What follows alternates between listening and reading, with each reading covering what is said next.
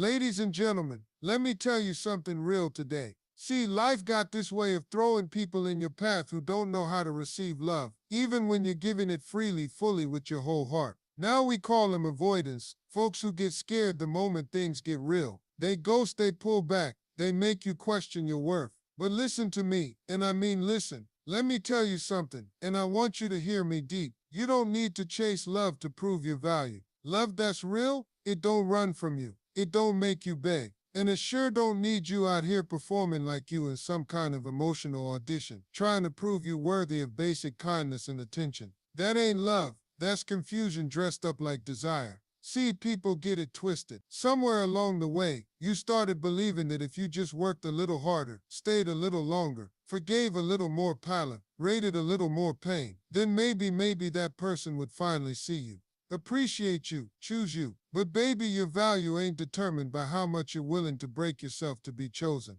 When you start chasing someone who keeps pulling away, you're not chasing love, you're chasing validation. You're trying to fix a hole in you that was never your fault to begin with. Maybe it came from childhood. Maybe it came from someone else who didn't love you right. But now you think your worth is proven by how hard you can hold on to someone who keeps slipping through your fingers. Let me tell you right now, that ain't it. Love is not a hunt. It's not a hustle. It's not a race where you sprint after someone hoping they slow down, just enough to notice you. Love is a connection, a mutual decision, a choice that says, I see you, I value you, I respect you, and you should never ever have to convince somebody to give you what should come freely. Now I know some of y'all got big hearts. You're loyal. You don't give up on people, and I admire that. But don't let that beautiful part of you be the reason you stay stuck in places that are draining the life out of you. Because when you chase someone who ain't emotionally available, all you do is prove that you don't fully see your own worth either. The moment you recognize your value, your energy changes. And when your energy changes, your life changes. It's like this: if you walk into a store and see a price tag on something high-end, you either pay the price or you walk out. But what that item don't do is lower itself just because somebody can't afford it. You understand me? You don't go into Chanel and say, I like this bag, but I only got 20 bucks. Can you make it work? They'll show you the door, not because they're rude, but because they know their value. You gotta treat yourself the same way. You are not some discount version of love. You are not clearance aisle affection. You are high value. And high value people don't chase. They attract. They stand tall. They love themselves so deeply, so unapologetically, that anything not rooted in respect and real connection bounces right off them. And if somebody can't meet you there, that's their loss, not your problem. So stop running after love like it's running from you. You're the blessing, you're the prize. And the moment you stop chasing and start standing, the right kind of love will recognize your worth without you ever having to say a word. Let me break something down for you real clear, because too many people out here are waiting on someone else to treat them right before they decide to treat themselves right. And it don't work that way. See, the way you treat yourself sets the whole tone. It teaches people exactly what you're willing to accept, exactly what you're worth, and exactly how they should show up in your life. You ever notice how folks can only give you what you allow? That's not just some slick quote for Instagram. That's real life. If you keep putting yourself last, apologizing for having needs, shrinking to make other people comfortable, then guess what? That's how they're gonna treat you. Like an afterthought. Like you don't matter. And you can't even blame them fully, because whether you realize it or not, you trained them to believe that was okay. You're out here giving people access to a version of you that's tired, drained, and desperate for just a little appreciation, when you should be giving yourself that love first. Wake up in the morning and speak to yourself like somebody worth investing in. Eat like you love your body. Rest like your peace matters. Dress like you respect yourself. Speak like your words have power, because they do. All of that teaches the world how to approach you. See, the problem is we waiting on someone else to validate us. We hoping if we love them hard enough, stay loyal long enough, they'll wake up one day and say, wow, look at all this love I've been given. Let me return it. But people don't learn by watching what you give them. They learn by seeing what you give yourself. If you don't stand up for yourself, nobody else will. If you don't respect your own time, they won't either. If you don't say no when it's time to protect your peace, people will run all over you and act like you're the problem for not having boundaries. Let me tell you right now, it's not selfish to put yourself first. It's survival. And it's the smartest lesson you can ever teach another human being, that you're not available for anything less than real, mutual respect. You ever been around someone who walks like they know who they are, talks like they ain't afraid to walk away from anything that ain't right? That's power, that's confidence, and that ain't arrogance, that's clarity. They figured it out. They don't have to beg, chase, or explain their worth to nobody, because their energy already said it loud and clear. Now listen, this don't mean you gotta be perfect. You're gonna have days where you slip, days where you question yourself. That's human. But even on those days, you gotta remind yourself, I'm not teaching people how to love me by what I do for them. I'm teaching them by how I love myself, how I care for myself, how I protect my space and peace, like it's sacred. So ask yourself, every single day, what lesson am I teaching the world right now about how to treat me? Because baby, they watching, and whether they respect you or not starts with how you respect you. Let me tell you something that a lot of people don't understand about avoidant folks. They ain't bad people. They're not evil. They're not heartless. What they are is scared. Scared of being seen. Scared of being known. Scared of being known. Scared of being hurt. They don't push you away because you did something wrong. They push you away because deep down, they don't believe they're capable of giving you what you deserve, and your strength, your love.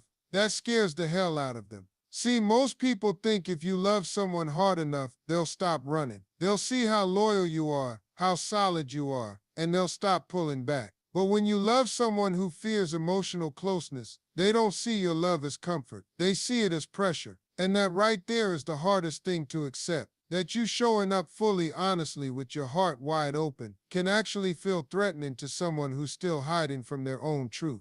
But here's the part I need you to understand. Your strength is not the problem. It's the mirror. When you show up with confidence, consistency, and emotional maturity, it reflects everything they're not ready to deal with in themselves. It makes them uncomfortable because now they're looking at someone who doesn't flinch, doesn't fold, doesn't play games. And that shines a light on the fact that they do. Your presence exposes what they've spent years trying to avoid. That ain't your fault. And it ain't your job to shrink yourself just to make them feel better about avoiding growth. I need you to stop internalizing their distance like it's some kind of reflection of your value. It's not. It's a reflection of their fear. Because when someone meets a strong, emotionally available, grounded person, they either level up or they run. And a whole lot of folks choose to run. Not because you're too much, but because they've never seen love that didn't come with strings, conditions, or manipulation. You showed them something real, and real is rare. Real scares people who've only known fake.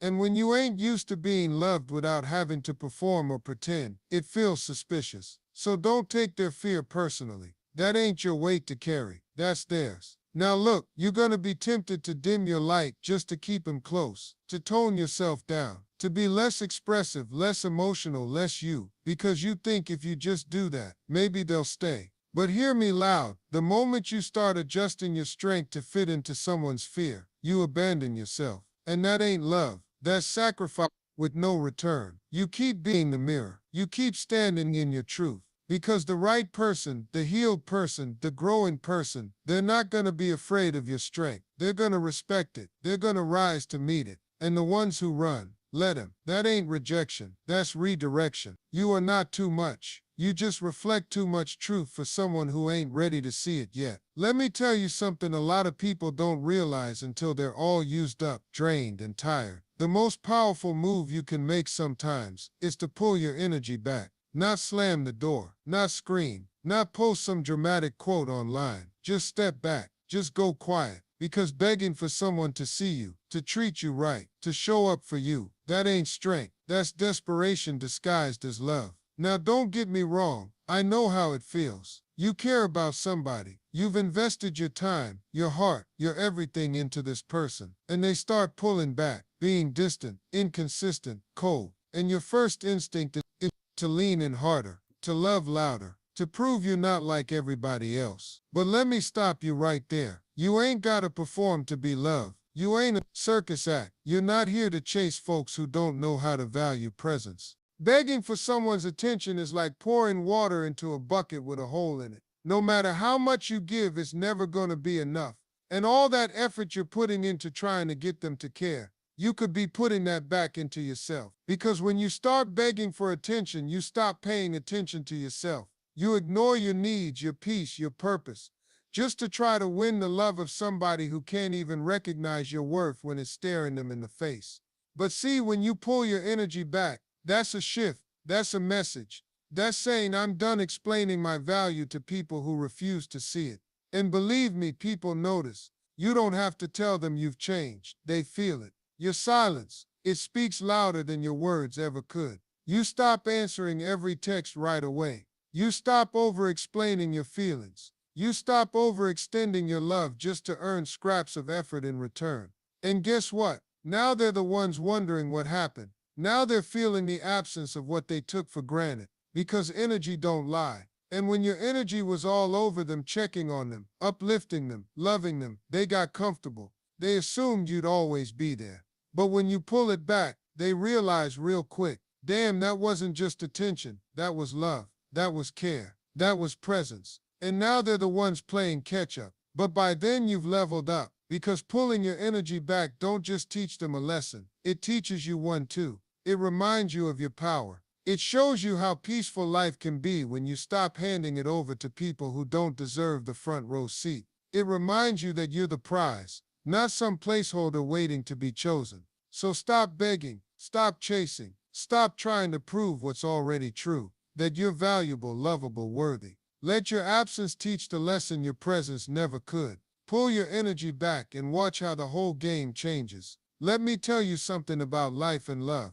You don't always have to argue, explain, or fight to prove your point. You don't always have to sit somebody down and break it all down for them line by line. Sometimes the loudest statement you can ever make is growth. Real, undeniable growth. See, when you're dealing with someone who doesn't know how to meet you where you are emotionally, someone avoidant, someone emotionally unavailable, your instinct might be to talk it out, to explain what you need, to tell them all the ways they're hurting you. And while there's a time for conversation, don't confuse that with convincing. You should never have to convince somebody to care. You should never have to break yourself just to make someone else whole. The truth is, confrontation only works if the person you're talking to is open and willing to receive it. But some people, they ain't trying to hear it. They're not ready. They're not self-aware. They hear your pain as criticism, your needs as pressure, your love as demand. And instead of leaning in, they shut down. That's not on you, but that is your signal to pivot, not to argue louder, not to try harder, but to grow silently.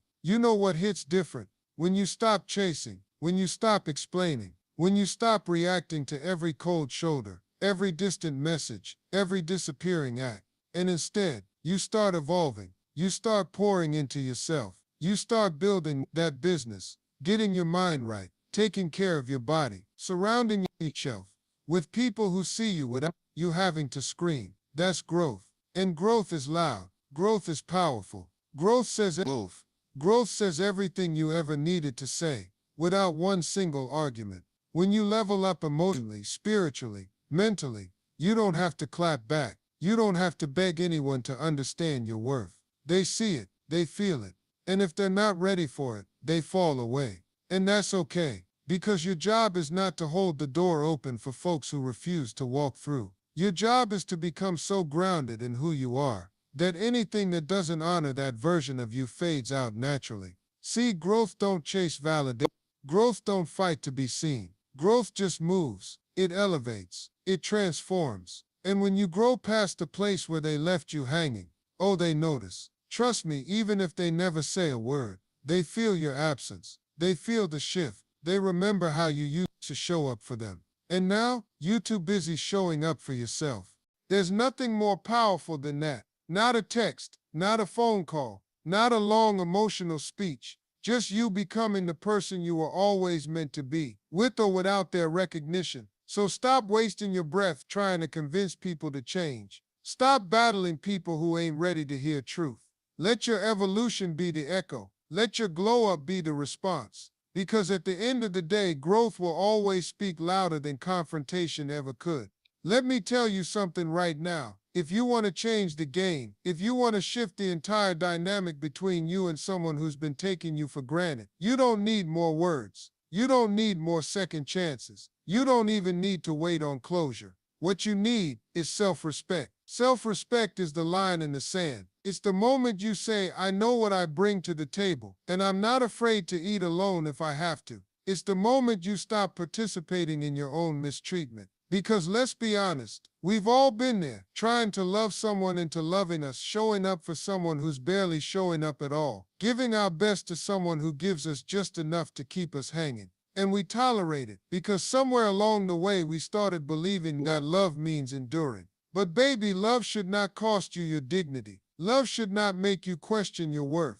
And the second you remember who you are, the moment you reclaim your power, everything changes. Self-respect don't shout, it don't threaten, it don't play games. It just moves. It walks away from the table where love is no longer being served. And it doesn't look back to see who's watching. Now I get it. It ain't easy, especially when you've poured your heart into somebody. You think, if I just hang on a little longer, maybe they'll see it, maybe they'll change, maybe they'll realize I'm the one. But let me be real with you. People don't change because you love them harder. They change when you change how you love yourself. When you stop accepting the bare minimum. When you stop tolerating inconsistency. When you stop explaining to grown folks how to treat you like you matter. That's the power of self-respect. It don't chase. It don't beg. It don't negotiate with people who can't even meet you halfway. It says, I know who I am. I know what I deserve. And if you can't rise to meet that, that's fine. But I'm not lowering my standards to match your comfort.